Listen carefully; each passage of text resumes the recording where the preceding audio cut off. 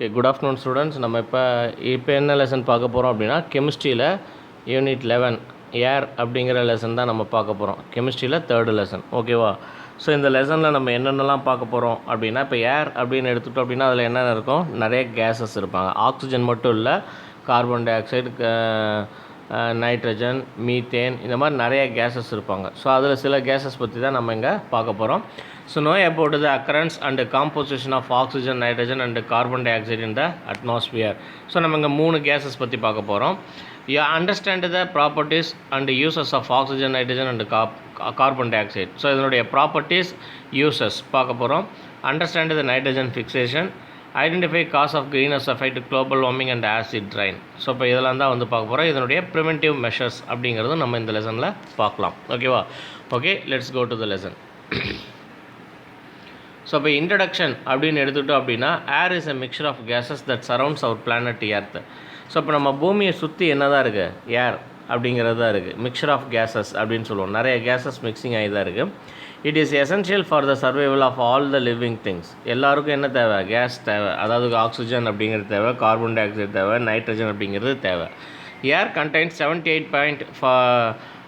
78.09% of nitrogen, 20.95% of oxygen, 0.93% of argon, 0.04% of carbon dioxide and a small amount of other gases. So இப்போ இதுதான் வந்து பார்த்தோன்னா ஏரில் இருக்கக்கூடிய கேஸஸ்னுடைய கான்ஸ்டன்ட்ஸ்.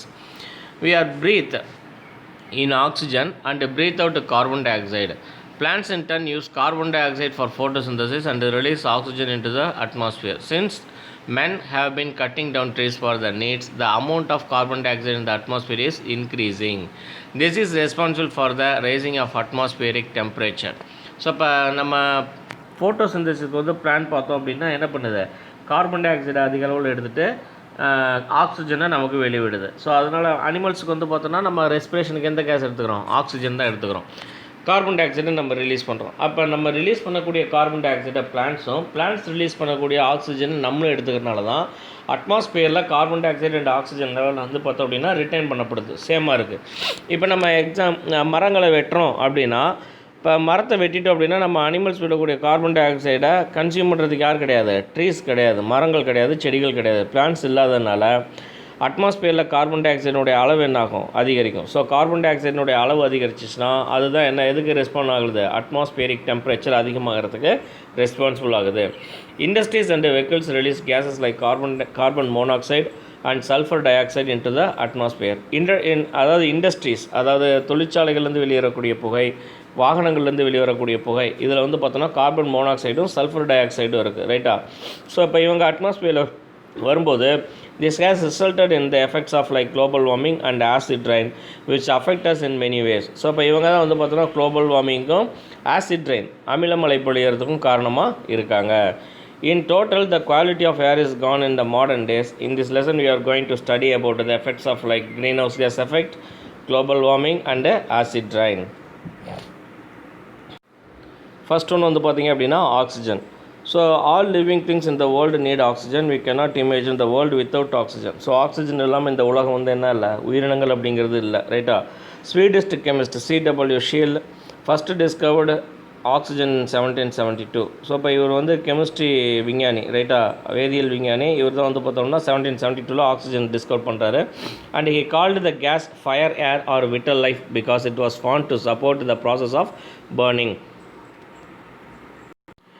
ஸோ இவர் வந்து இந்த கேஸை என்னன்னு சொல்கிறாரு அப்படின்னா ஃபயர் ஏர் அல்லது விட்டல் லைஃப் அப்படின்னு சொல்கிறாரு. ஏன் அப்படின்னா இதுதான் வந்து பார்த்தோம் அப்படின்னா support the process of burning, எரியறத சப்போர்ட் பண்ணக்கூடிய கேஸாக இருக்கிறதுனால இதை ஃபயர் ஏர் அப்படின்னு சொன்னார். It was independently discovered by the British scientist Joseph Priestley in 1774. Lavoisier named oxygen. So இதுக்கு ஆக்சிஜன் அப்படின்னு பேர் வச்சவர் யார், லவாய்சியர். ஓகேவா? The name oxygen comes from Greek word oxygenes which means acid producer அப்படின்னு பேர். It is called so because early chemists thought that oxygen is necessary for producing acids. So இது ஏன் அப்படி பேர் வச்சாங்க அப்படின்னா, அந்த காலத்தில் இயர்லி கெமிஸ்ட் அவங்க என்ன பண்ணாங்க, ஆசிட் ப்ரொடியூசிங்க்கு ஆக்சிஜன் தான் முக்கியம் அப்படின்னு நினச்சதுனால அவங்க இந்த பேரை வச்சாங்க. Occurrence of oxygen எங்கே இருக்கும்? Oxygen is the most abundant element on the earth by mass and the third most abundant element after hydrogen and helium in the universe. So அப்போ அபண்டன்ட் எலிமெண்ட் எர்த்தில் இருக்கக்கூடியதில் வந்து பார்த்தோம் அப்படின்னா அதிகமாக கிடைக்கக்கூடியது எது? Oxygen. And third most abundant element, மூணாவது எலிமெண்ட்டாக இருக்குது யாருக்கு அப்புறம்? Hydrogen and helium. யூனிவர்ஸில், இந்த யூனிவர்ஸில் வந்து பார்த்தோம் அப்படின்னா ஹைட்ரஜன் ஹீலியம்க்கு அடுத்தது தேர்ட் அபண்டன்ட் எலிமெண்ட்டாக இருக்காங்க. It occurs both in free state and combined state. இவங்க ரெண்டு விதமாக இருக்காங்க. ஃப்ரீ ஸ்டேட் அப்படிங்கிறது ஆக்சிஜனாக மட்டும் இருக்கிறது, கம்பைன்ட் ஸ்டேஜ் அப்படிங்கிறது வேற ஒரு எலிமெண்ட்டோட சேர்ந்து இருக்கிறது. ரைட்டா? It is present in free state as diatomic molecule. ரெண்டு மாலிகுலாக சேர்ந்துருக்காங்க, ஆக்சிஜன் 2, அதாவது O2 அப்படின்னு. ஸோ 2 ஆக்சிஜன் மாலிகுல் சேர்ந்து தான் நமக்கு ஃப்ரீ ஸ்டேட்டில் இருக்காங்க இந்த அட்மாஸ்பியரில். Most of this has been produced by photosynthesis. So அதிகப்படியாக இவங்க எதன் மூலம் உருவாக்கப்படுறாங்க அப்படின்னா ஃபோட்டோசிந்தசிஸ் மூலமாக தான் உருவாக்கப்படுறாங்க. ரைட்டா? In which the chlorophyll present in the leaves of plants uses solar energy to produce glucose அப்படின்னு சொல்கிறோம். ஸோ அப்போ ஃபோட்டோசிந்தசிஸ் மூலமாக அவங்க என்ன பண்ணுறாங்க? To harvest the light energy from the solar, சன்லேருந்து லைட் எனர்ஜியை எடுத்து அதை கன்வெர்ட் பண்ணுறாங்க. It is converted to chemical energy அப்படின்னு சொல்கிறோம். கார்போஹைட்ரேட் ஆர் குளுக்கோஸாக என்ன பண்ணுறாங்க? மாற்றிக்கிறாங்க. ஸோ இவங்க வந்து பார்த்திங்கன்னா percentage of oxygen source atmospheric air and வாட்டரில் எவ்வளோ இருக்காங்கன்றான். அட்மாஸ்பியரிக் ஏரில் 21%, வாட்டரில் 88 to 90% ஆக்சிஜன் இருக்குது. ரைட்டா? இதனுடைய சோர்ஸ், வெளியிடக்கூடிய சோர்ஸ் அப்படின்னு பார்த்தோன்னா பிளான்ட்ஸ் அண்ட் அனிமல்ஸ் தான். இங்கே வந்து பார்த்தோம் அப்படின்னா minerals in the form of silicates, carbonates and oxides. So இங்கே வந்து கம்பைன்டு ஸ்டேட்டில் இருக்காங்க. பர்சன்டேஜ்னு வந்து பார்த்தோன்னா பிளான்ட்ஸ் அண்ட் அனிமல்ஸ் 60 to 70%, இவங்க வந்து பார்த்தோன்னா 45 to 50% இருக்காங்க. தென் ஸோ இதுதான் வந்து பார்த்தோம் அப்படின்னா ஃபோட்டோசிந்தட்டிக்னுடைய formula. 6 CO2 + 6 H2O. CO2 carbon டை ஆக்சைடும் 6 வாட்டர் மாலிகூல்ஸ் H2Oவும் சேர்ந்து எனர்ஜி ஃப்ரம் த சன்லைட்டு. இதில் இன்னொரு விஷயம் கொடுத்துட்டாங்க, அந்த கிவ்ஸ் பார் இருக்கு இல்லையா, ஏரோ மார்க்கு, அதுக்கு கீழே எனர்ஜி ஃப்ரம் த சன் அப்படிங்கிறது மேலே, அதுக்கு கீழே வந்து பார்த்தோன்னா குளோரோஃபில் அப்படின்னு போடணும். குளோரோஃபில் அப்படிங்கிறது என்னது? பிளான்ட் லீஃபில் இருக்கக்கூடிய பிக்மெண்ட்டு. ஸோ அதுவும் சேர்ந்தால் தான் நமக்கு என்ன கிடைக்கும்?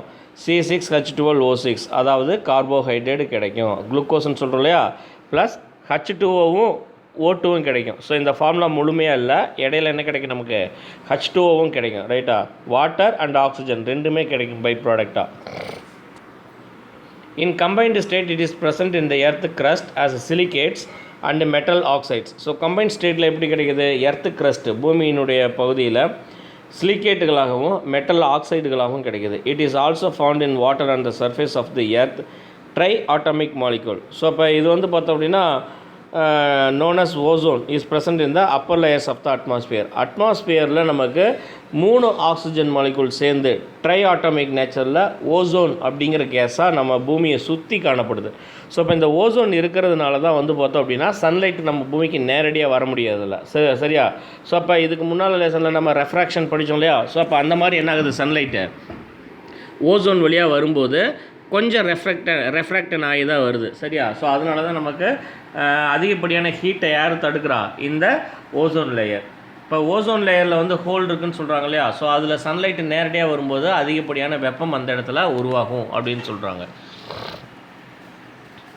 ஸோ இது வந்து பார்த்தோம் அப்படின்னா percentage of elements in earth crust. Earth கிரஸ்ட்டில் இருக்கக்கூடிய எலிமெண்ட்ஸ் இங்கே நிறைய கலர்ஸ் கொடுத்துருக்காங்க. ஒவ்வொரு கலர்ஸுக்கும் ஒவ்வொரு எலிமெண்ட் இருக்காங்க. ரைட்டா? 0 to 46.6% யார் இருக்கா? ஆக்சிஜன். சிலிகேட்ஸாக எத்தனை பேர் இருக்காங்க? எவ்வளோ இருக்காங்க? 27.7%. அலுமினியம் 8.1%. எஃப்இனா இரும்பு 5.0%. சிஏ அப்படிங்கிறது கால்சியம் 3.6%. என்ஏங்கிறது சோடியம் 2.8%. கேங்கிறது பொட்டாசியம் 2.6%. எம்ஜி அப்படிங்கிறது மெக்னீஷியம் 2.1%. ஸோ இப்போ இப்படி தான் வந்து கிடைக்குது. அதர்ஸ் வந்து ஒயிட் ரீஜியனில் இருக்குது. ரைட்டா? ஸோ இது வந்து பார்த்தோம் அப்படின்னா எர்த்து கிரஸ்ட்டில் ஆக்சிஜனுடைய combinations silicates, aluminium oxides, ferrous oxide, calcium oxide, sodium oxide, potassium oxide, magnesium ஆக்சைட்ஸாக கிடைக்கக்கூடியவங்க. ரைட்டா? அடுத்தது ஃபிசிக்கல் ப்ராப்பர்ட்டிஸ். ஸோ ஃபிசிக்கல் ப்ராப்பர்ட்டிஸ்னு எடுக்கும்போது oxygen is a colourless, odourless and tasteless gas. So இப்போ இங்கே வந்து என்ன கிடையாது? ஆக்சிஜனுங்கிறது கலர் கிடையாது, ஆர்டர் வாசனை கிடையாது, அண்டு டேஸ்ட் எந்த ஒரு சுவையும் கிடையாது. It is a poor conductor of heat and electricity. So ஹீட்டையும் எலக்ட்ரிசிட்டியையும் கண்டக்ட் பண்ணுறதுல இவங்களால் முழுமையாக கண்டக்ட் பண்ண முடியாது. அதாவது it is poor conductor. So இவங்க வழியாக ரொம்ப இதாக தான் ஆகும், கண்டக்ட் ஆகும், கடத்தப்படும். Oxygen dissolves readily in the cold water. So இப்போ கோல்டு வாட்டரில் வந்து பார்த்தோம்னா ஆக்சிஜன் எந்த லெவலில் இருக்கும்? டிசால்வ்டு கண்டிஷன்ஸில் இருக்கும். ரைட்டா? இட் இஸ் டென்சர் தென் ஏர். ஏரை விட இது அடர்த்தி அதிகமாக இருக்கும். It can be made in to liquid at high pressure and low temperature. So இப்போ இந்த கேஸ் என்ன பண்ணலாம்? லிக்விஃபைட் பண்ணலாம், லிக்விடாக மாற்றலாம். எப்படின்னா ஹை ப்ரெஷர்லேயும் லோ டெம்பரேச்சர்லேயும் இதை நம்ம லிக்விடாக மாற்ற முடியும். It supports combustion. எரியறதுக்கு ஹெல்ப் பண்ணும். சரியா? நெருப்பு எரியறது யார் மூலமாக எரிவாங்கன்னா ஆக்சிஜன் மூலமாக தான் எரிவாங்க. தென் அடுத்து chemical properties of oxygen. Chemical ப்ராப்பர்ட்டிஸ்னு பார்க்குறதுல அதில் ஃபஸ்ட்டு ப்ராப்பர்ட்டி வந்து பார்த்தோன்னா கம்பஸ்டிபிலிட்டி, எரியர் பயன்படுத்துறது. So oxygen is a non combustible gas as it does not burn on its own. Oxygen வந்து சுயமாக எரியாது. சரியா? அதனால தான் does not burn on its own அப்படின்னு சொல்கிறோம்.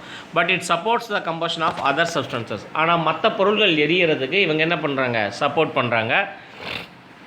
அடுத்து ரியாக்ஷன்ஸ் வித் மெட்டல்ஸ். மெட்டல் கூட எப்படி ரியாக்ட் பண்ணுறாங்க அப்படின்னு பார்த்தோம் அப்படின்னா oxygen reacts with metals like sodium, potassium, magnesium, aluminum, iron, etc. to form their corresponding metal oxides, which are generally basic in nature, but the metals differ in their reactivity towards oxygen. So இப்போ இங்கே oxygen வந்து பார்த்தோம் அப்படின்னா மெட்டல்ஸோடு சேரும்போது அதனுடைய ஆக்சைட்ஸாக மாறுவாங்க, metal ஆக்சைடாக மாறுவாங்க. ரைட்டா? Oxygen plus metals gives metal oxide அப்படின்னு மாறுவாங்க. ரைட்டா? எக்ஸாம்பிள் வந்து பார்த்தோன்னா சோடியம், 4 சோடியம் ப்ளஸ் ஆக்சிஜன் சேரும்போது அது சோடியம் ஆக்சைடாக மாறும். ரைட்டா? அதே மாதிரி எடுத்துக்கிட்டோம் அப்படின்னா ஸோ இவங்கெல்லாம் வந்து பார்த்தோம் அப்படின்னா other metals, oxygen with metals. Potassium, கேங்கிறது பொட்டாசியம், ரூம் டெம்பரேச்சரில் பொட்டாசியம் ஆக்சைடாக மாறும். மெக்னீஷியம் ஆக்சைடாக மாறும். Calcium oxide. எஃப்இனா இரும்பு, சியுனா காப்பர், குப்ரிக்கு காப்பர், ஏஜி அப்படிங்கிறது சில்வர். ரைட்டா? So iron oxide, cupric oxide, silver oxide. And A U அப்படிங்கிறது கோல்டு, ஆரம் அப்படின்னு சொல்லுவோம். பீட்டிங்கிறது பிளாட்டினம். ஸோ இதோடு சேரும்போது ஆக்சைட்ஸாக மாறாது. ஸோ அதனால தான் வந்து பார்த்தோம்னா தங்கம், பிளாட்டினம் இதெல்லாம் என்ன ஆகிறது இல்லை, கருத்து போகிறதில்ல. ரைட்டா? மற்ற இதில் வந்து பார்த்தோம் அப்படின்னா இரும்பெல்லாம் கருத்து போகிறதுக்கு காரணம் அது ஆக்சிஜன், அட்மாஸ்பியர் ஆக்சிஜனோடு சேர்றதுனால. ரைட்டா? Then reaction with non metals. Oxygen reacts with various non-metals like hydrogen, nitrogen, carbon, sulfur, phosphorus, etc. to give corresponding non-metallic oxides, which are generally acidic in nature. Non-metal plus oxygen என்னவா இருக்கும்? non-metallic oxides மாறும். Example வந்து பார்த்தோன்னா கார்பனும் ஆக்சிஜனும் சேரும்போது carbon tie ஆக்சைடாக மாறும். இந்த இடத்துல என்ன ஆகலை? மெட்டல் ஆக்சைடாக மாறல. ரைட்டா? ஸோ இப்போ இங்கே சம் ஆஃப் த நான் மெட்டல்ஸ் கொடுத்துருக்காங்க, அதுலேருந்து கிடைக்கக்கூடிய ப்ராடக்ட்ஸ். கார்பனோட சேரும்போது கார்பன் டை ஆக்சைடு, நைட்ரஜனோட சேரும்போது நைட்ரஜன் ஆக்சைடு, சல்ஃபரோட சேரும்போது சல்ஃபர் டை ஆக்சைடு, பாஸ்பரஸோட சேரையில் phosphorus trioxide, phosphorus pentoxide அப்படின்னு நமக்கு கிடைக்குது. ரைட்டா?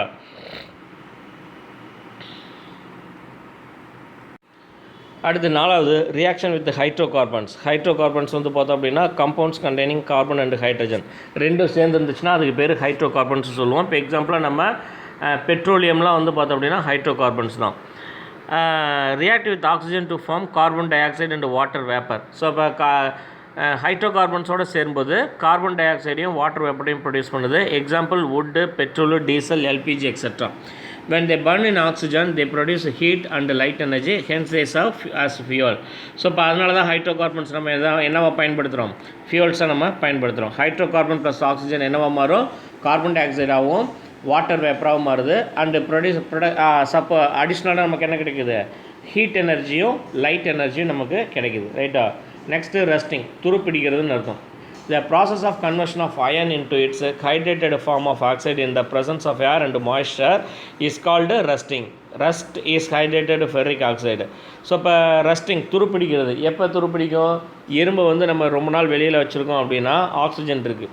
ஸோ அதோட வந்து வாட்டர் மாலிகூல்ஸ் சேருது, நீர் வந்து சேருது இல்லையா? மாய்ஸ்சராக இருக்கும்போது அது என்னவா மாறுது? அயன், ஹியூமிட் அட்மாஸ்பியரில் ரஸ்ட்டாக மாறும், துருப்பிடிக்க ஆரம்பிக்கும். அதாவது எஃப்ங்கிறது iron plus oxygen, 3 oxygen molecule சேரு ஃபெரிக் ஆக்சைடாக மாறும். ரைட்டா? ஸோ அதுதான் ரஸ்ட் அப்படின்னு சொல்லுவோம். ரைட்டா? அடுத்தது யூசஸ் ஆஃப் ஆக்சிஜன். இப்போ யூசஸ் அப்படின்னு எடுத்தோம்னா it is used as oxyacetylene cylinder for cutting and welding metals. So நம்ம மெட்டல்ஸை கட் பண்ணுறதுக்கும் வெல்டிங் ஒட்ட வைக்கிறது பயன்படுத்தும் இல்லையா, ஸோ அந்த சிலிண்டரில் பயன்படுத்தக்கூடிய கேஸ் அப்படின்னு பார்த்தோன்னா ஆக்சிஅசிட்டிலின் அப்படிங்கிறது தான், ரைட்டா.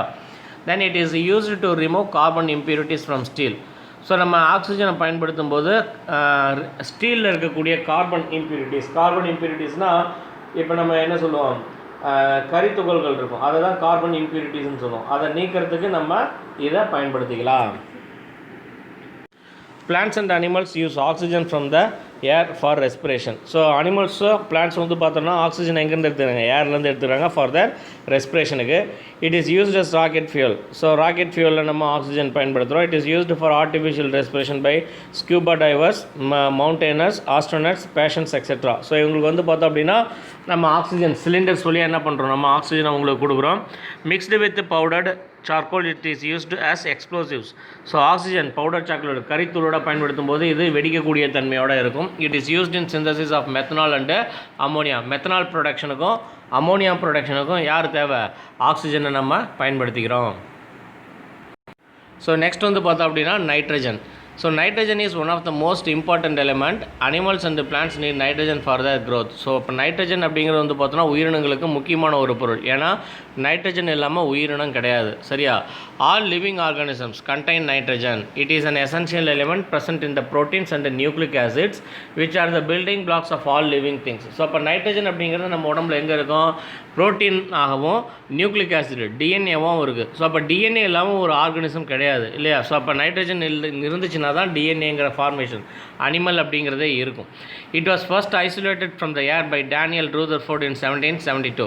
ஸோ ஏரில் இருந்து ஃபஸ்ட்டு நைட்ரஜனை பிரித்து காமிச்சவர் டேனியல் ரூதர்ஃபோர்ட் அப்படிங்கிறது தான். எப்போ 1772. The name nitrogen is derived from the Greek word nitron and gene meaning I produce nitrate அப்படின்னு அர்த்தம். நைட்ரு அப்படின்னு அர்த்தம். Nitre is a potassium nitrate compound of nitrogen அப்படின்னு சொல்கிறாங்க. Antony Lavoisier suggest the name azote from the Greek word meaning no life அப்படின்னு சொல்கிறோம். அசோட்னா no life அப்படின்னு அர்த்தம். எது, நைட்ரஜன் இல்லாமல் லைஃப் இல்லை அப்படின்னு அர்த்தம். ஸோ அக்கரன்ஸ் ஆஃப் நைட்ரஜன், எங்கெல்லாம் நைட்ரஜன் இருப்பாங்க. Nitrogen is the fourth most abundant element in the human body. நம்ம உடம்புல 4வது அதிகமான பொருள் இது நைட்ரஜன் தான். It accounts for about 3% of mass of the human body. It is thought to be 7th most abundant element in the universe.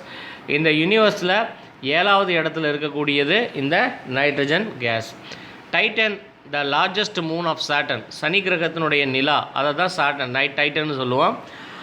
Has an atmosphere made up of 98% nitrogen. So அப்போ டைட்டனில் வந்து யார் அதிகமாக இருக்காங்க, 98% நைட்ரஜன் தான் இருக்காங்க. Nitrogen occurs both in free state and combined state, ரெண்டு வகையிலும் கிடைக்கிறாங்க. Nitrogen exist in free state in the atmosphere, as dinitrogen N2 கிடைக்கிறாங்க. ஸோ ஆக்சிஜன் எப்படி O2 அப்படின்னு கிடைச்சாங்களோ இங்கே நைட்ரஜன் எப்படி தான் கிடைக்கிறாங்க, N2 தான் கிடைக்கிறாங்க ஃப்ரீ ஸ்டேட்டில். It is present in volcanic gases and gases evolved by burning of coal. So இதில் வால்கனிக் கேஸஸ் அப்படின்னா எரிமலை வெடித்து வெளியேறக்கூடிய புகையிலையும் அண்டு பர்னிங் ஆஃப் கோல், நிலக்கரி எரிக்கும் போது கிடைக்கக்கூடிய புகையிலையும் இந்த நைட்ரஜன் அதிக அளவில் இருக்காங்க. Nitrogen is present in combined state in the form of minerals like nitre, KNO3, potassium நைட்ரேட்னு சொல்லுவோம். And Chile saltpetre, sodium nitrate அப்படின்னு சொல்லுவோம். It is present in organic matters such as protein, enzymes, nucleic acid etcetera. So இது மட்டும் இல்லாமல் organic matters உயிருள்ள பொருட்கள் எப்படி இருக்காங்க, புரோட்டீன் புரதமாகவும், என்சைம் நொதிகளாகவும், நியூக்ளிக் ஆசிட் DNA RNAக்களாகவும் இவங்க இருக்காங்க. அடுத்து வந்து பார்த்திங்க அப்படின்னா physical properties of nitrogen. So it is a colourless, tasteless and odourless gas, slightly lighter than air. So இப்போ ஏரை விட கொஞ்சம் லைட்டாக இருக்காங்க, ஸ்லைட்லி லைட்டர் கொஞ்சமாக. It is slightly soluble in water, கொஞ்சமாக எங்கே என்ன ஆகுவாங்க, தண்ணியில் கரைவாங்க. Nitrogen becomes a liquid at low temperature and looks like water. நைட்ரஜனை நம்ம லோ டெம்பரேச்சர், எக்ஸ்ட்ரீம் லோ டெம்பரேச்சரில் என்னவா மாற்றலாம் அப்படின்னா லிக்யூடாக மாற்றலாம். அது பார்க்குறதுக்கு எப்படி தான் இருக்கும், தண்ணி மாதிரியே தான் இருக்கும். when it freezes it becomes a white solid. So இது ஃப்ரீஸ் ஆகும்போது என்னவாயிரும், ஒயிட் சாலிட், வெள்ளை கலர் துகள்களாக மாறிடும். It is neutral to litmus like oxygen. So it is neutral, எங்கள் லிட்மஸ் தாளில் நியூட்ரலாக இருக்கும் ஆக்சிஜன் மாதிரியே. இப்போ கெமிக்கல் ப்ராப்பர்ட்டிஸ் அப்படின்னு எடுத்துக்கிட்டோம் அப்படின்னா First வந்து chemical reactivity. Nitrogen is inactive at ordinary conditions. It combines with many elements at high temperature and pressure or in the presence of catalyst. So இப்போ நைட்ரஜன் வந்து பார்த்தோம்னா இன்ஆக்டிவ். எப்போ ஆர்டினரி கண்டிஷன்ஸில் வந்து அது ஒன்றும் ரியாக்ட்லாம் பண்ணாது.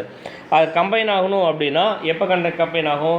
ஹை டெம்பரேச்சரில் கம்பைன் ஆகும், இல்லை அப்படின்னா ஹை ப்ரெஷரில் கம்பைன் ஆகும், இல்லை அப்படின்னா இந்த ப்ரெசன்ஸ் ஆஃப் கேட்டலிஸ்ட். அந்த கேட்டலிஸ்ட் அப்படிங்கிறவங்க அந்த அந்த அந்த அந்த வினையினுடைய வேகத்தை அதிகரிக்கக்கூடியவங்க, அந்த ஸ்பீட் ஆஃப் ரியாக்ஷன்ஸ் அதை அதிகரிக்கக்கூடியவங்க தான் இவங்க.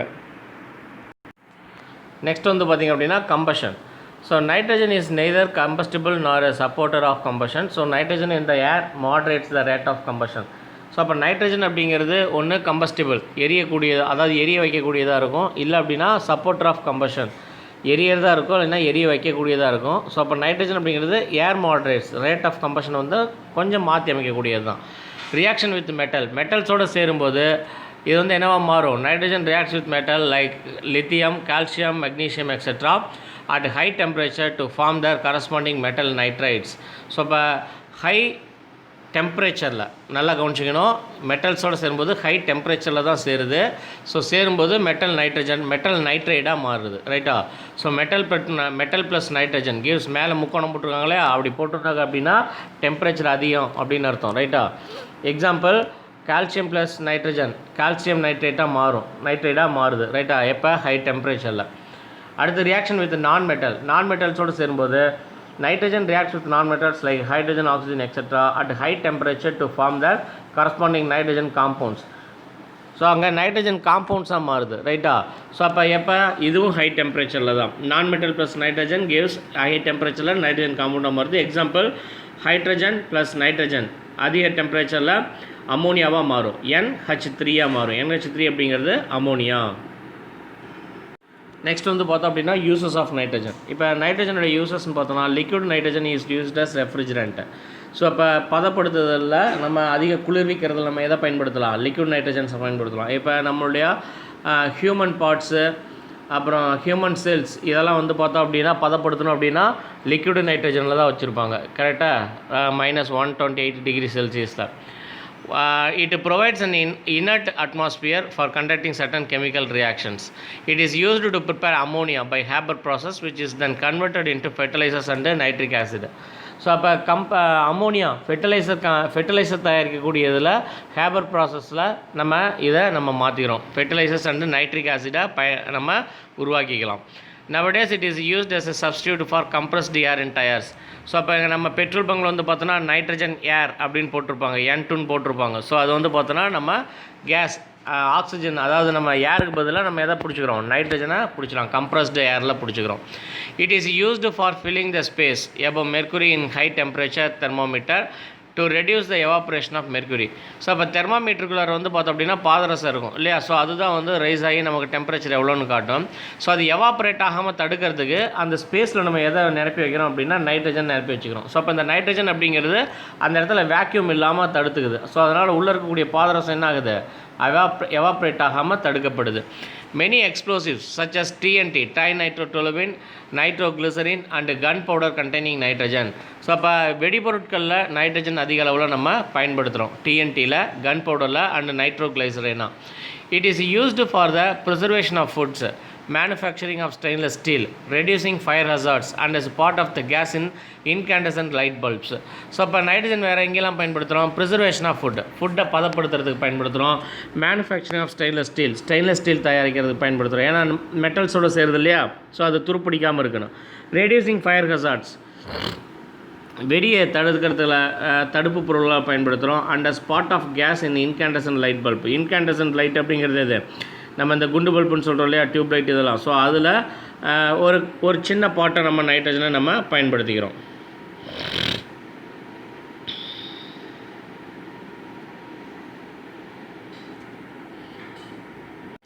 ஸோ நெக்ஸ்ட் வந்து பார்த்திங்க அப்படின்னா நைட்ரஜன் ஃபிக்சேஷன் அப்படின்னா அட்மாஸ்பியரிக் நைட்ரஜனை எர்த்தில் அமோனியாவாகவும் அமோனியம் சால்ட்டாகவும் மாற்றக்கூடிய ப்ராசஸ் பேர் தான் என்னது நைட்ரஜன் ஃபிக்சேஷன் சொல்லுவோம். ஸோ இதை பண்ணுறதுக்கு வந்து பார்த்தோன்னா சில பயாலஜிக்கல் ஏஜென்ட்ஸ் இருக்காங்க, பாக்டீரியா லைக் ரைசோபியம். ஸோ அவங்க அது மூலமாக பண்ணுற இந்த ப்ராசஸ் தான் நைட்ரஜன் ஃபிக்சேஷன் சொல்கிறோம். So nitrogen gets circulated in the air, soil and living things as the element itself or in the form of its compounds. So இப்போ nitrogen என்ன ஆகுது, சர்க்குலேட்டட் இன் த ஏர், ஏர்லேருந்து சாயிலுக்கு வருது, சாயிலேருந்து ஆர்கானிசத்துக்கு போகுது, ஆர்கானிசத்துலேருந்து திரும்ப எங்கே வந்துடும், ஏருக்கு வருது. ஸோ இது வந்து ஒரு சர்க்குலேஷனாக நடக்குது இல்லையா. ஸோ இதை தான் நைட்ரஜன் ஃபிக்சேஷன் சொல்கிறோம். Just as there is a circulation of carbon in nature, so as also there is a circulation of nitrogen. Carbon circle இருக்கிற மாதிரி இங்கே நைட்ரஜன் சர்க்கிளும் இருக்குது. ஸோ இப்போ it is essential for the proper growth of all plants. The plants cannot make use of the element nitrogen from such. The plants require soluble compounds of nitrogen. Thus plants depend on other process to supply them with the nitrates. So இப்போ சொலிபிள் காம்பவுண்டாக எடுத்து அதை நைட்ரேட்டாக மாற்றி தான் பிளான்ட்டுக்கு கொடுக்க முடியும். Any process that converts nitrogen in the air into the useful nitrogen compound is called nitrogen fixation. So any process என்னவா மாறணும், நைட்ரஜனை ஏரில் இருக்கக்கூடிய நைட்ரஜன் காம்பவுண்டாக சாயிலில் மாற்றணும். ஸோ அப்படி மாற்றுறது பேர் தான் நைட்ரஜன் ஃபிக்சேஷன் சொல்கிறோம். Fixation of nitrogen is carried out both naturally and by man. So ரெண்டு இயற்கையாகவும் நடக்குது, பை மேன் மனிதர்கள் மூலமாகவும் நடக்குது. ஸோ நைட்ரஜன் ஃபிக்சேஷன் அப்படிங்கிறது நேச்சுரல் ஃபிக்சேஷனில் வந்து பார்த்தோம் அப்படின்னா லெகுமினஸ் பிளான்ட்ஸ்லேயும் லைட்னிங்லேயும் நடக்கும். ரைட்டா. இப்போ லெகுமினஸ் பிளான்ட் அப்படின்னா கடலை செடியெலாம் இருக்குது இல்லையா. ஸோ கடலை செடி, அவரைக்காய் செடி, இதெல்லாம் லெகுமினஸ் பிளான்ட்ஸ்னு சொல்லுவோம். ரைட்டா. ஸோ அதில் ரூட்டில் வந்து பார்த்தோம்னா ரூட் நாடுல்ஸ்ன்னு இருக்கும். ஸோ அதன் மூலமாக அதில் பாக்டீரியா, இந்த நைட்ரஜன் ஃபிக்ஸிங் பாக்டீரியா இருப்பாங்க, ரைசோபியம் சொல்லிட்டு. ஸோ இவங்க என்ன பண்ணுவாங்க, அட்மாஸ்பியரிக் நைட்ரஜனை ஃபிக்ஸ் பண்ணி கொடுப்பாங்க. இன்னொரு ப்ராசஸ் வந்து பார்த்தோம் அப்படின்னா லைட்னிங்.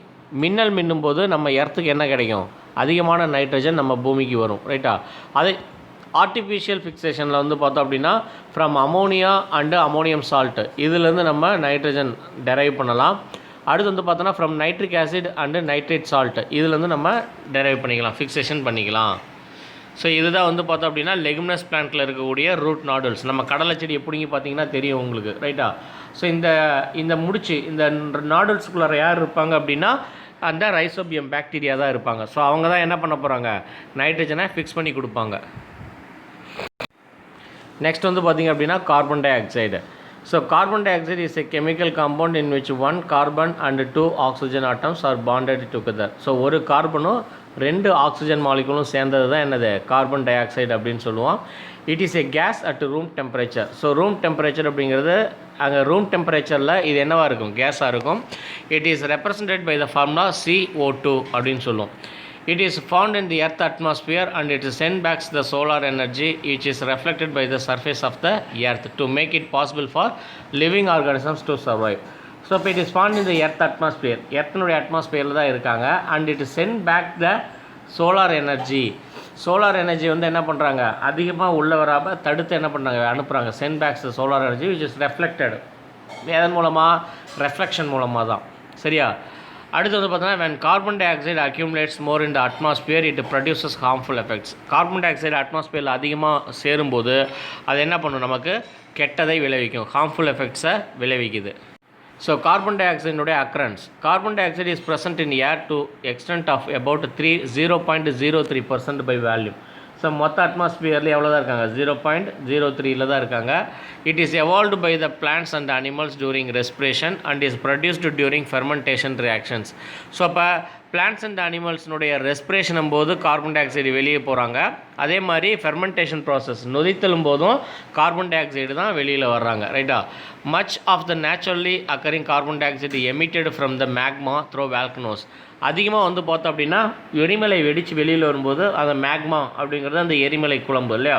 ஸோ அதில் வந்து பார்த்தோம் அப்படின்னா அதிகமான கார்பன் டை ஆக்சைடு நமக்கு வெளியில் வர்றாங்க. So carbon di oxide may also originate from the biodegradation of oil and gas. So அப்போ ஆயில் அண்டு கேஸ் வந்து டீக்ரேட் ஆகும்போது, பயோடிகிரேட் ஆகும்போதும் அதுலேருந்து நமக்கு என்ன வர்றாங்க, இந்த கார்பன் டை ஆக்சைடு எவால்வ் ஆகிறாங்க. Carbon dioxide emitted by human has upset the natural balance of the carbon cycle. So இப்போ மனிதர்களால் வெளியிடக்கூடிய கார்பன் டை ஆக்சைடு அப்படிங்கிறது நம்ம அட்மாஸ்பியரில் நேச்சுரல் பேலன்ஸ் வந்து என்ன பண்ணுது, குறைக்குது இல்லையா. பேலன்ஸை குறைக்கும் போது அது வந்து பார்த்தோம் அப்படின்னா கார்பன் டை ஆக்சைடினுடைய அளவு அதிகரிச்சுக்கிட்டே போகும். இப்போ வெறும் நம்ம சுவாசிக்கிறதுனால மட்டும் என்ன ஆகிறதில்ல, கார்பன் டை ஆக்சைடு அதிகம் ஆகிறதில்ல. ஸோ வெஹிக்கிள்ஸினுடைய யூசஸ்னால என்னாகும், அதிகமான கார்பன் டை ஆக்சைடு அட்மாஸ்பியரில் ப்ரொடியூஸ் ஆகுது. So made carbon dioxide in the atmosphere has increased global temperatures which is warming the planet. இதை தான் நம்ம என்னன்னு சொல்கிறோம், குளோபல் வார்மிங் அப்படின்னு சொல்கிறோம். அப்போ மேன்மேடு CO2 இந்த அட்மாஸ்பியர் அப்படிங்கிறது தொழிற்சாலையிலேருந்து வெளியேறக்கூடிய புகை, அப்புறம் வாகனங்கள்லேருந்து வெளியேறக்கூடிய புகையில் வந்து பார்த்தோன்னா இருக்கக்கூடிய கார்பன் டை ஆக்சைடு வந்து என்ன ஆகும் அப்படின்னா அதிகமாகுது. ஸோ அப்போ இதை அப்சர்வ் பண்ணுறதுக்கு நம்ம நிறைய ட்ரீஸ் வச்சுருக்கணும். ஆனால் நம்ம சைட் பை சைடு என்ன பண்ணுறோம், மரங்களையும் வெட்டிகிட்டு இருக்கோம். ஸோ அப்போ இதனால் என்ன ஆகுது அப்படின்னா நமக்கு அட்மாஸ்பியரில் கார்பன் டை ஆக்சைடினுடைய அளவு அக்யூமுலேட் ஆகிட்டே இருக்கும். ஸோ அப்போ அக்யூமுலேட் ஆகிறதுனால நமக்கு இங்கே என்ன ஆகும், அதாவது குளோபல் வார்மிங், நம்ம எர்த்தில் அட்மாஸ்பியரினுடைய டெம்பரேச்சர் ரைஸ் ஆகிக்கிட்டே இருக்கும். ஸோ அதிகமாகிறதுனால நமக்கு குளோபல் வார்மிங் வருது. While CO2 derived from fossil fuels is a very small component of the global carbon cycle, the extra carbon dioxide cumulative because the natural carbon exchange cannot absorb all the additional CO2. while carbon dioxide derived from fossil fuelலேருந்து கிடைக்கக்கூடியது. fossil fuels அப்படிங்கிறது எது, கோல் and petroleum தான் fossil fuels. So அதுலேருந்து கிடைக்கக்கூடியது கம்மி தான்.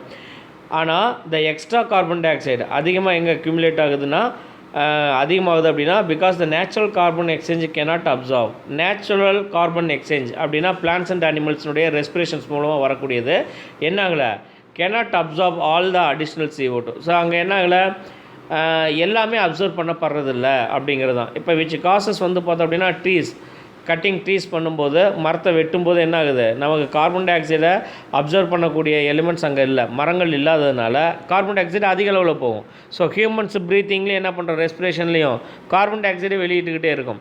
பிளான்ட்ஸும் night ரெஸ்பிரேஷனில் என்ன பண்ணும், கார்பன் டை ஆக்சைடை வெளியேற்றிக்கிட்டே இருக்கும். மேன்மேடில் இண்டஸ்ட்ரீஸு வெஹிக்கிள்ஸ் இதிலேருந்து போகல. அப்போ கார்பன் டை ஆக்சைடுடைய அளவு என்ன ஆகிட்டே இருக்கும், அதிகரிச்சிட்டே இருக்கும். இவங்களை அப்சர்வ் பண்ணக்கூடிய மெட்டீரியல் அட்மாஸ்பியரில் இல்லாததுனால ஸோ நமக்கு குளோபல் வார்மிங் வருது. ஸோ இதனுடைய ஃபிசிக்கல் ப்ராப்பர்ட்டிஸ் அப்படின்னு பார்த்தோம் அப்படின்னா carbon di oxide is a colourless and odourless gas. So கலரும் கிடையாது, டேஸ்ட்டு வாசனையும் கிடையாது. It is heavier than air, காற்றை விட ஹெவியாக இருக்கும். டஸ் நாட் சப்போர்ட் கம்பஷன், எரியறதை சப்போர்ட் பண்ணாது. அதனால தான் ஃபயர் எக்ஸ்டிங்விஷரில் என்ன வச்சுருக்கோம், கார்பன் டை ஆக்சைடை வச்சுருக்கோம் நம்ம. It is fairly soluble in water and turns blue litmus slightly red. So அப்போ தண்ணியில் கொஞ்சமாக கரையக்கூடியது. அண்டு லிட்மஸ் பேப்பர் வந்து பார்த்தோம் அப்படின்னா ப்ளூ லிட்மஸை கொஞ்சம் ரெட்டாக மாற்றக்கூடிய தன்மை இருக்கும். So it is acidic in nature. So இப்போ ப்ளூ லிட்மஸை ரெட்டாக மாற்றினால கார்பன் டை ஆக்சைடு அப்படிங்கிறது கொஞ்சம் அசிடிக் நேச்சர்லையும் இருக்குது. It can easily be liquefied under high pressure and can be solidified. So high ப்ரெஷரில் வந்து இதை என்ன பண்ணலாமா, லிக்விடாகவும் மாற்றலாம் அல்லது சால்டிஃபைடு பவுடர்ஸாகவும் மாற்றலாம். The solid form of carbon di oxide called dry ice which undergo sublimation.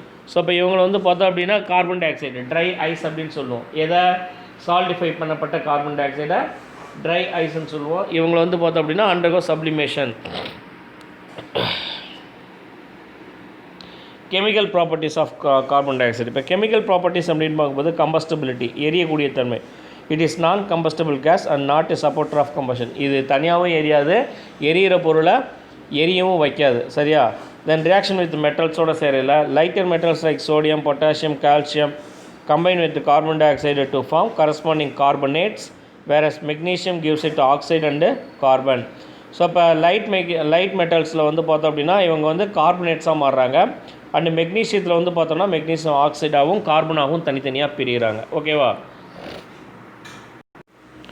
So example வந்து இவங்க தான் 4 சோடியம், எண்ணெய்ங்கிறது sodium plus carbon di oxide சேரும்போது சோடியம் கார்பனேட்டாக மாறும், ப்ளஸ் கார்பன் கிடைக்குது.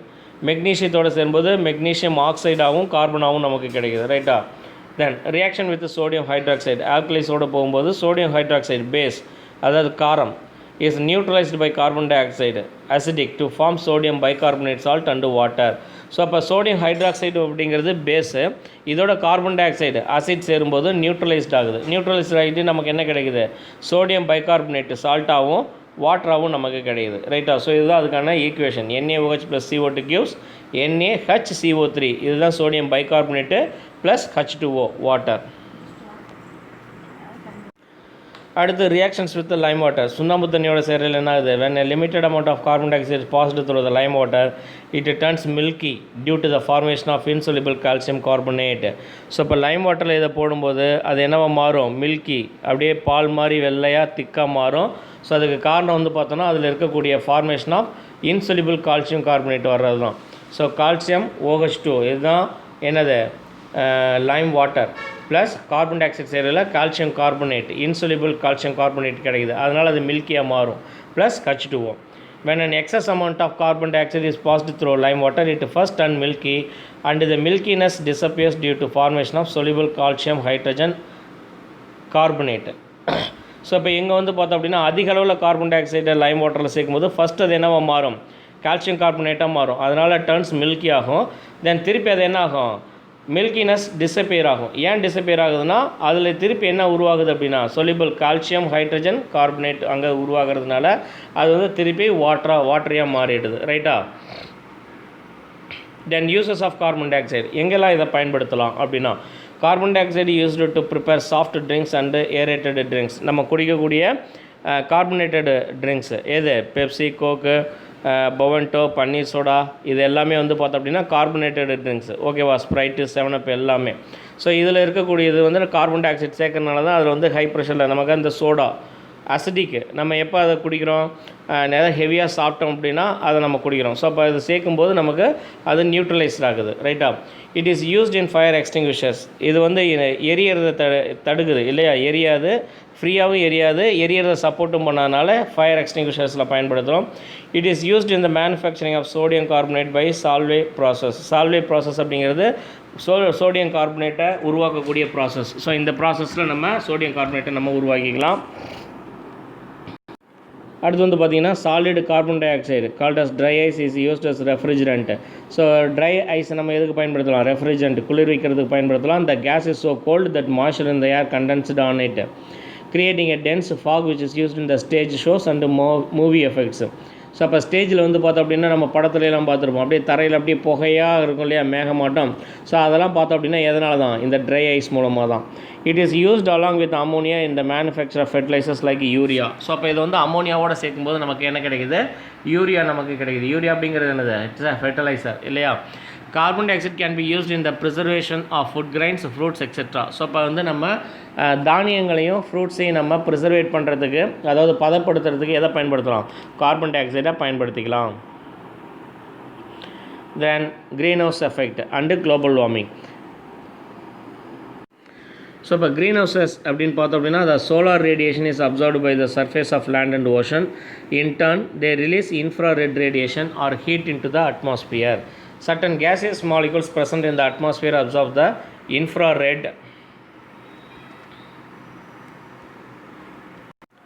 infrared rays and re-radiated the heat in all directions. So அப்போ இந்த இன்ஃப்ராரெட் வந்து என்ன ஆகுது, எல்லா ரேடியேஷன்ஸு எல்லா டைரக்ஷன்ஸ்லேயும் திருப்பி என்ன ஆகுது, ரீரேடியேட் ஆகுது. Hence this gases maintain the temperature of earth surface. So அப்போ இந்த கேஸஸ் வந்து பார்த்தோம் அப்படின்னா எர்த் சர்ஃபேஸில் கூடிய டெம்பரேச்சர் என்ன பண்ணுது, மெயின்டைன் பண்ணுது. The gases which absorb this radiations are called greenhouse gases and this effect called greenhouse effect அப்படின்னு சொல்லுவோம். The greenhouse gases are carbon di oxide, nitrous oxide, CH4, methane, CFC, chlorofluorocarbon, etc. The increase in the levels of these gases result in the gradual increase of temperature of the earth surface. So இந்த கேஸ்னுடைய அளவு அட்மாஸ்பியரில் அதிகரிக்கும் போது நம்மளதில் என்ன ஆகும், டெம்பரேச்சரும் அதிகமாகுது. This greenhouse effect is caused due to increase in the air pollutants and it results in the average increases of temperature of the atmosphere. This is called global warming. So இந்த increasing temperature எங்க அட்மாஸ்பியரில் உருவாகிறதா நம்ம என்னன்னு சொல்கிறோம், நம்ம global warming அப்படின்னு சொல்கிறோம், பூமி வெப்பமயமாதல் அப்படின்னு சொல்கிறது. எஃபெக்ட்ஸ் ஆஃப் குளோபல் வார்மிங் என்ன பண்ணுறோம் அப்படின்னா, melting of ice cap and glaciers. So இங்கே வந்து பார்த்தோம் அப்படின்னா துருவ பகுதியில் இருக்கக்கூடிய போலார்ஸில் இருக்கக்கூடிய ஐஸ் கேப்ஸ்லாம் உருகி கடல் மட்டம் உயரும். Increase in frequency of floods, soil erosion and unseasonal rains. So இது வந்து பார்த்தோம் அப்படின்னா ஃப்ளூடு வெள்ளாத்தை அதிகப்படுத்துது, சாயில் எரோஷன் அதிகப்படுத்துது அண்டு அன்சீசனல் ட்ரெயின் சீசனிங் இல்லாமல் சீசன் சேஞ்ச் நடக்குது இந்த இடத்துல. Loss of biodiversity due to extinction of coral reefs and other key species. So இப்போ இதனால் அதாவது flood, soil erosion and unseasonal ட்ரெயின்ஸ்னால சில பிளான்ட்ஸ் எக்ஸ்டிங்க்ட் ஆகுது, அதாவது மறைஞ்சு உயிரினங்கள் அழியக்கூடிய நிலைமை ஏற்படுது. ஸோ இதனால் வந்து பார்த்தோம் அப்படின்னா பயோடைவர்சிட்டி வந்து அந்த இடத்துல லாஸ் ஆகுது. Spreading of water borne and insect borne diseases. So இப்போ வெள்ளம், புயல், அன்சீசனல் சேஞ்சஸ் இதெல்லாம் வந்து பார்த்தோம் அப்படின்னா எதை கொடுக்கும், நீரினால் ஏற்படக்கூடிய நோய்களையும் பூச்சிகளினால் ஏற்படக்கூடிய நோய்களையும் அதிகப்படுத்துது அப்படின்னு அர்த்தம். ஸோ ப்ரிவென்டிவ் மெஷர்ஸ் அப்படின்னு பார்த்தோன்னா reducing in the use of fossil fuels, அதாவது பெட்ரோலியம் கோல் பயன்படுத்துகிறத நம்ம குறைச்சிக்கணும். கண்ட்ரோலிங் டீஃபாரஸ்டேஷன், மரங்களை வெட்டக்கூடாது. Restricting the use of CFCs, chlorofluorocarbons அப்படின்னா அதை நம்ம அளவாக பயன்படுத்தணும். எது? ஃப்ரிட்ஜு, ஏசி இதெல்லாம். பிளான்டிங் மோர் ட்ரீஸ், அதிகமான மரங்களை வளர்க்கணும். Reducing, reusing and recycling resources, அதாவது non renewable resources like coal, petroleum, plastics இதெல்லாம் வந்து பார்த்தோம் அப்படின்னா நம்ம என்ன பண்ணோம்? ரெடியூஸ் பண்ணிக்கணும், இல்லைனா ரீயூஸ் பண்ணணும், இல்லை அப்படின்னா ரீசைக்கிள் பண்ணி நம்ம பயன்படுத்திக்கணும். யூஸிங் ரெனியூவபிள் எனர்ஜி ரிசோர்ஸஸ், அதிகமாக நம்ம கிடைக்கக்கூடிய பொருட்களை தான் நம்ம என்ன பண்ணணும்? யூசஸுக்கு வச்சுக்கணும். அடுத்து வந்து பார்த்தோம் அப்படின்னா acid rain. So rain water is actually the purest form of water. However, pollutants such as oxides of nitrogen, sulfur in the air released by factories, burning of fossil fuels, eruption of volcanoes, etc., dissolve in rainwater and form nitric acid and sulfuric acid, which adds up to the acidity of rainwater. Hence, it results in acid rain.